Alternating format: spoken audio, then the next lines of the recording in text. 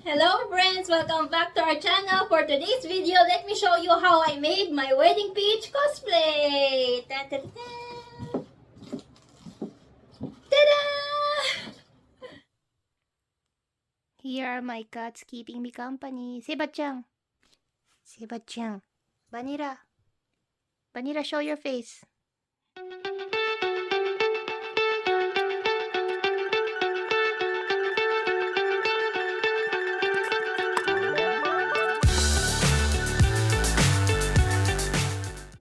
This is the fabric that I'm using. It's so shiny. It has a glittery effect.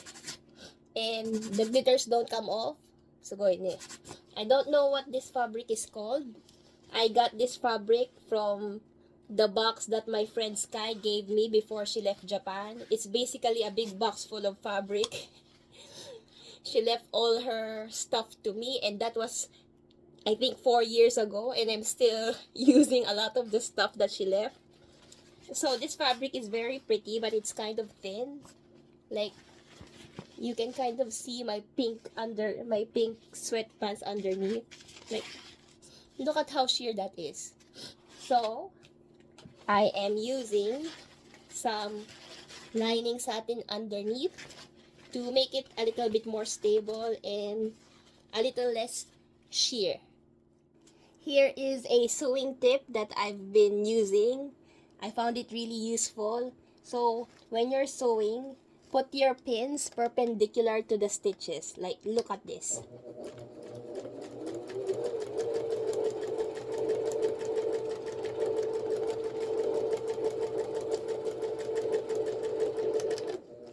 Did you see how easily it goes through? You don't need to take it off as you go.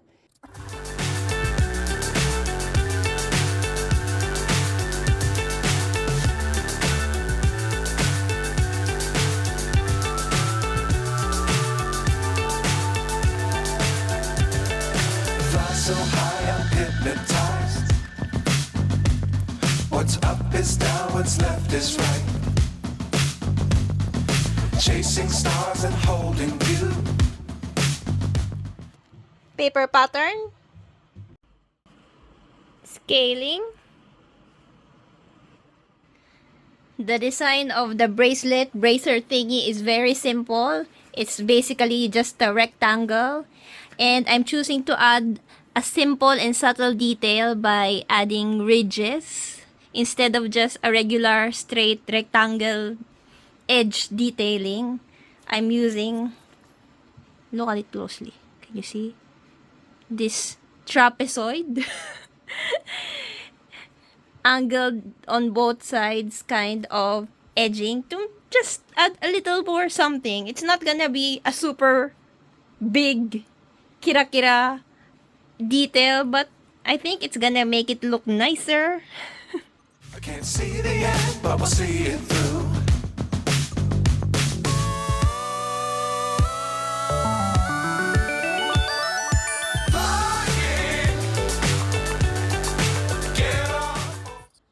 I'm using this to push the edges to make it more prominent. Shoop, shoop.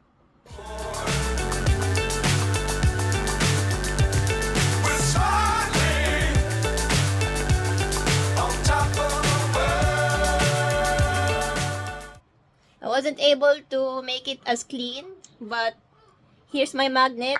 Oh, look at, did you hear that? Let's do it again, one more time.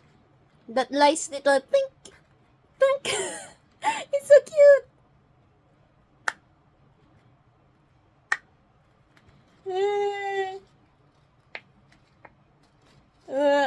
Urishi. Ang ganda.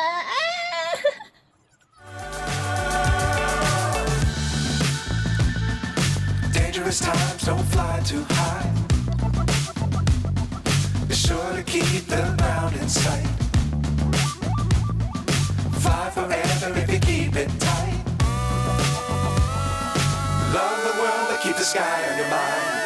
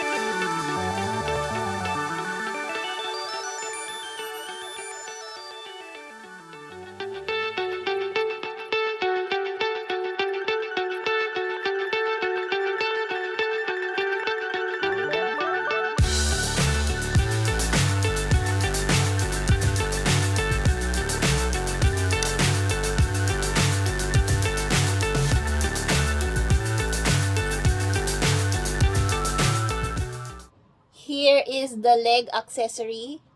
My blade wasn't sharp enough, and I'm just too lazy. So, if you look at it closely, it's not as clean. Can you see those little bits over there?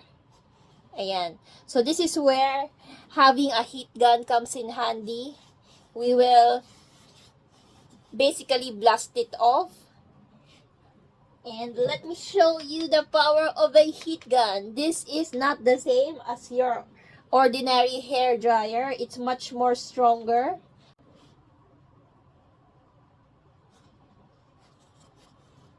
There are still some rough edges, and if you want to totally eliminate those, you can sand them off.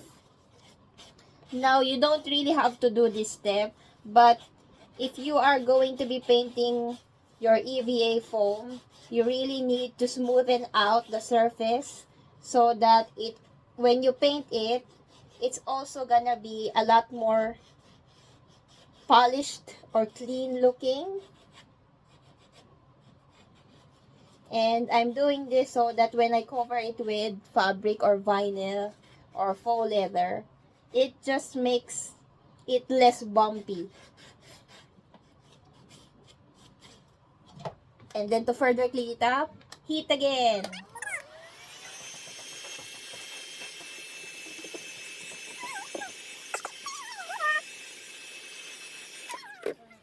And then use your fingers to further smooth everything out.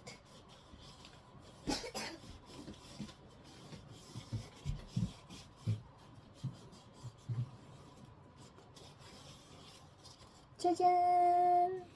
Here's the prop covered in contact cement. I really need to improve my contact cement application skills, but for now, this will do.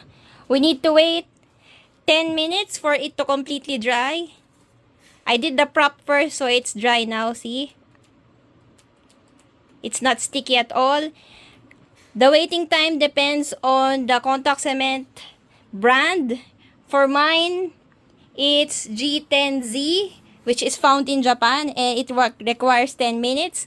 So always check the brand that you're using first. Fly so high, I'm hypnotized. What's up is down, what's left is right. Chasing stars and holding you. This is my favorite part. Press down and stretch the fabric. See, and you will slowly see the details popping out.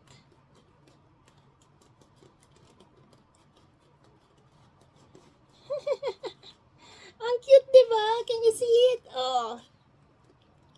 Okay, do not push with your nail. Just use the palm of your fingers or your thumb. And ta-jan! And then sa edges, pull the material a bit so that it hugs the prop. And you just continue on. Again, I like to use something like this. This is a stick thingy that we got in Kyoto when we went to the Rirakuma cafe.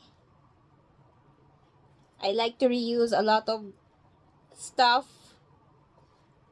I am a hoarder, but I am also a supporter of being sustainable and saving the earth. So I like to reuse a lot of products. So I use something like this. It's not too sharp. It basically looks like a toy knife, a mini scalpel,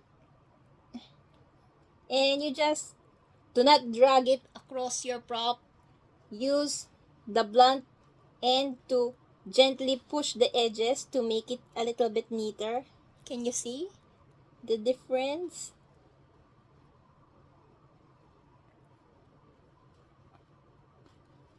Yan. It really helps in the areas that your fingers cannot reach.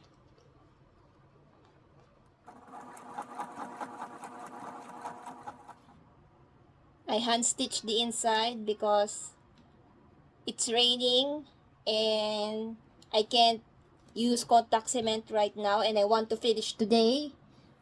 It's hard to use contact cement when it's raining because the fumes get stuck inside the room. So I wanted to finish today, so I just did it by hand. And then this part, I used my sewing machine. And the theory is that since this is a stretch fabric, it will just stretch and hopefully rest nicely on my thigh. This is the wig that I plan to use for my wedding peach cosplay. I've had this wig for a very long time. I just washed it and it's kind of tangled. But I don't really want to buy a new wig. And this needs to be revived anyway. Kailangan economical tayo with our cosplays. We don't need to always buy. And now, I'm just gonna brush out the tangles and I will crimp this thing to high heavens and hopefully tease it as much as I can to get the wedding peach hair. Hi, Sebachang. As always, here's my cat. Here's my kid. Say hi to everyone. Hi. And I finally brushed out my wig and we'll be crimping it soon. Still a long way to go. Forgive my voice. Here I am, crimping the wig. I can't see the end, but we'll see it through.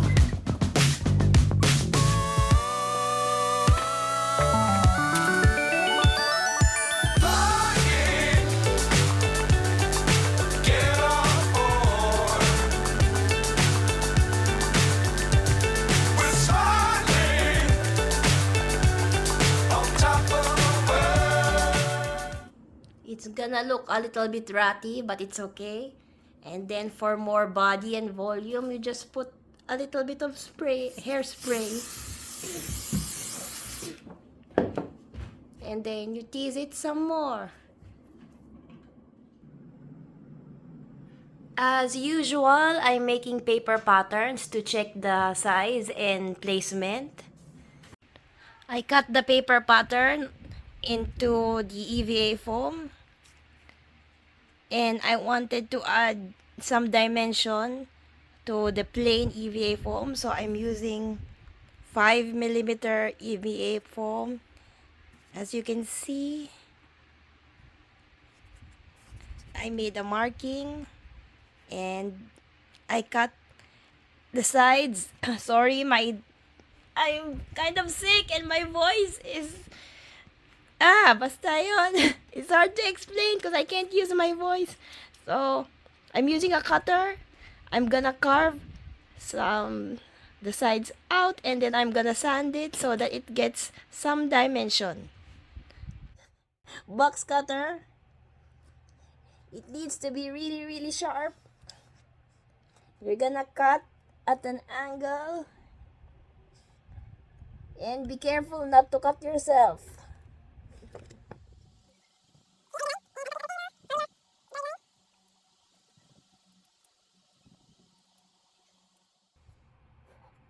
It's looking very sad.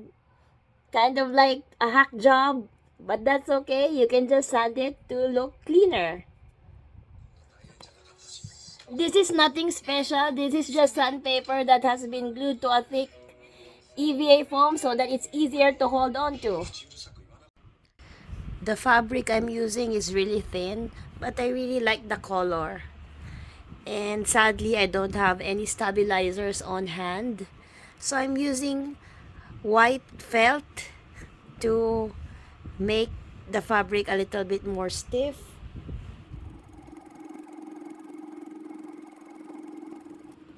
One of my best tips for cosplay is to always iron your garments. Look at this one. This one has been ironed compared to the others. It looks so good, right? Just to further clean the edges up, I'm going to use my trusty lighter and just burn those frays off.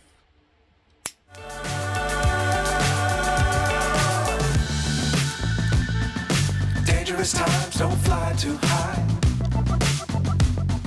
Be sure to keep the ground in sight. Fly forever if you keep it tight. Love the world. So I cut out the pattern and this is what it looks like. I discovered that Kamui is around 5'7" in height and I'm only 5'2". So of course the pattern that she made is according to her size. And before printing this, I scaled it to, instead of 100% to 85%. That's just a rough estimate.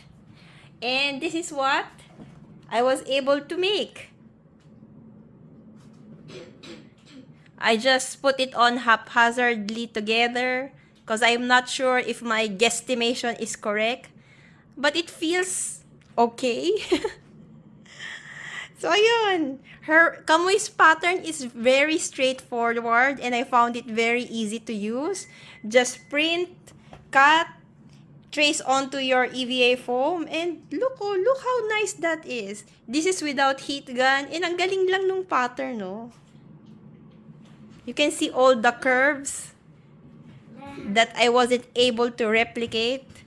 And I just appreciate Kamui so much because I don't have the brain power or enough experience to make something like this so easily. Ang galing lang. It makes life so much easier. Support other cosplayers if they have patterns or books for sale. Buy them. Thank you so much, Kamui. I love you. The sky on your mind. Flying. Get on board. Apart from having lots of reference photos, I also like to make a blueprint or a plan. I like to take down notes based on what I see from the reference photos that I get. So it makes my life easier. I list down what I need, stuff that I need to do. See? It makes it easier for me to just look at my notes and make the stuff rather than going to the photo and zooming in and thinking and planning what to do. So it makes my life easier when it's listed down like this. I still like to do everything by hand and writing it down. It just feels more personal. And ewan ko, nakasanayan ko lang to always write down things and take notes. Here is a look at the shoulder armor. Ayan na, 'di ba? From here to this, I like to think that I'm very good at detailing. Basically, I used my pattern from the Eisen armor that I used. Check out the video, it's somewhere in our channel. So, this is the other side, the plain version. And then I cut lots of strips of EVA foam that have been, can you see that? I cut these strips of EVA foam at an angle, so this is how it looks like. Yan, kind of, how do I explain this? Basta may parang design.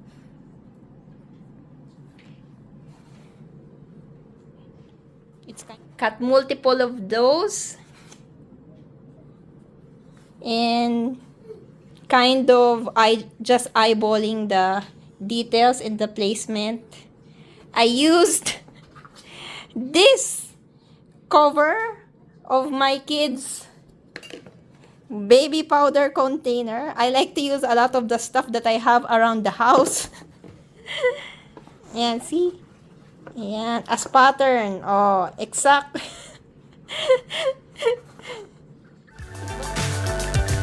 We're soaring on top of the world. Flying. Get on board. We're soaring on top of the world.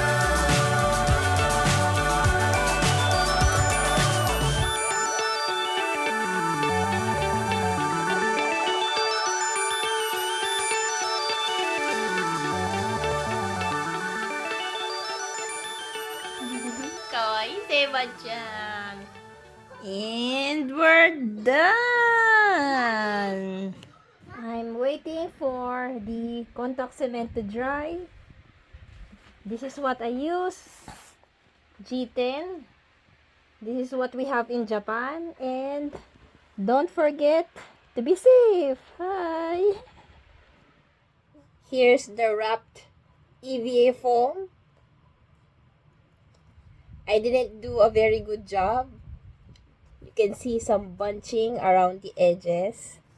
Usually when I wrap EVA foam, I leave an allowance and cut around and tuck the edges in so it gives off a clean look.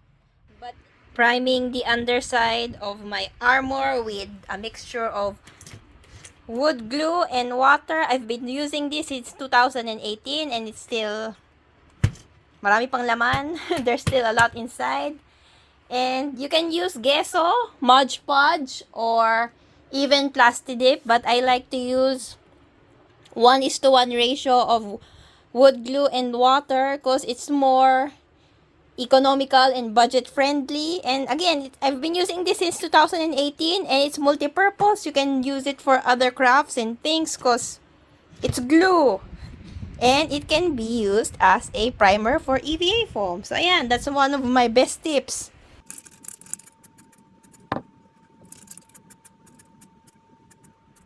Here's a look at the underside of the armor. I painted it gold so that it doesn't take away from the magical girl illusion. Sorry, I'm still not well. I'm still a bit sick. Yan, kulayan ng ilalim para maganda tingnan lahat. And I added these gold trims for no reason. I just felt like I wanted to add more para mas maganda. And these are leather style cord band that I got from Seria. Basically to keep the armor to make the armor more secure.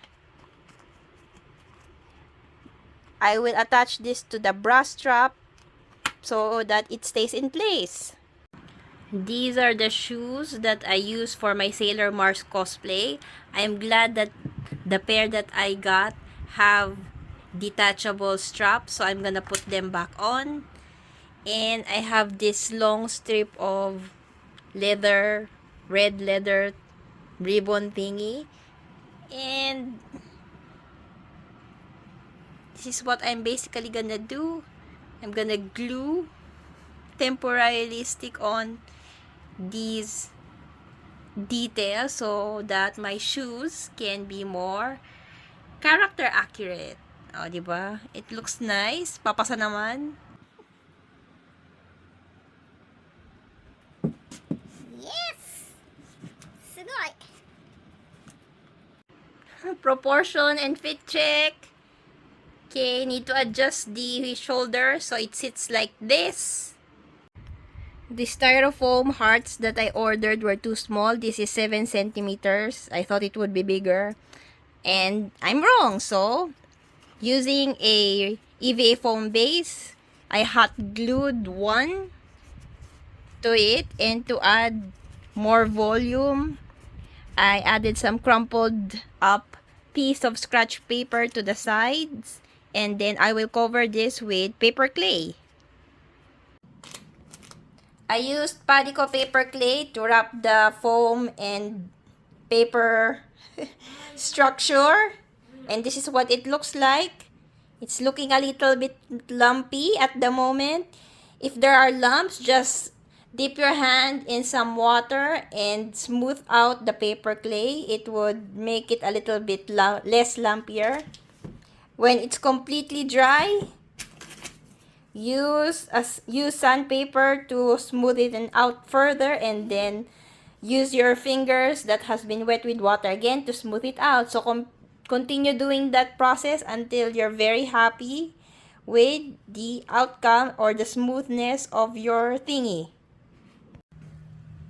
It's summer right now. Look at how strong the sun is. There's my paper clay heart drying in the sun to make it dry faster. Take advantage of the summer and the natural rays of the sun. After a few rounds of sanding, it's looking a little bit smoother, ne? But let's smooth it. Let's do some more. So again, with my trusted sandpaper, chotomate. My kid wants to say hi.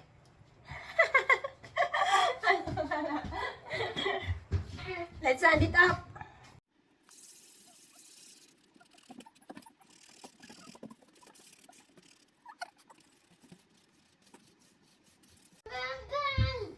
After sanding a bit,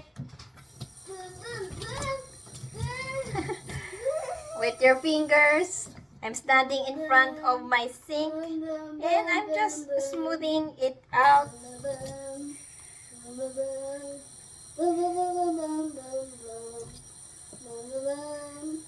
You're showing everybody your car.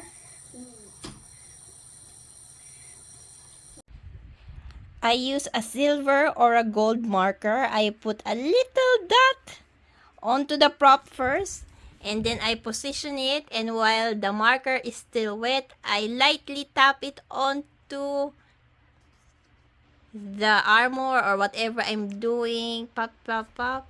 And then it leaves a little barely noticeable mark. And that's how I mark my costumes to make sure that everything is in place. Nakakatuwa tignan, no? It's almost done! The first heart that I made ended up being too big, so I had to make another one. Here's the size comparison. The other one is a little bit smaller. And I was rushing to finish this, so it's not as perfect. So it's kind of lumpy. And I had to resize the wings as well. It connects to the costume via bag magnets. Can you see that? And bag magnets. I usually get mine from Daiso or Seria. This is what they look like. This is how it looks like from the back. Kind of messy, but okay na yan. Let me show you how I put it on. Wait lang, it's kind of hard doing this one-handed.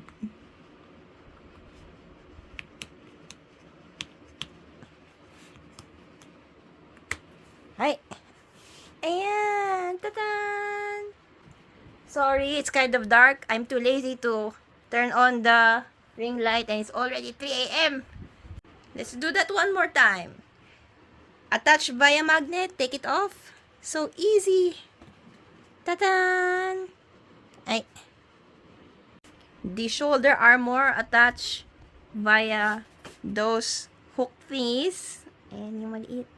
I have a lot of those because during the pandemic, I accidentally bought too much because I was making face mask lanyards and I just ordered too much and sayang naman, so I'm using it there. And let's go to the back. This is what it looks like from the back. I did not properly put on the corset. I'm too lazy. And I just pinned on the skirt because I'm also lazy. But ayan. It's a corset type so that it could accommodate weight fluctuations. See, it's magic tape. Very easy. Very accessible. This is what I use. They are cable tie straps. Got this from Daiso and one pack, 100 yen, comes with 4 pieces. And chodoi that I can use the color black. And I don't even need to paint them because they're gonna be on the back anyway and gonna be covered by the wig. And here's the necklace. It's just a simple neck thingy. Again, here's a full view of the costume.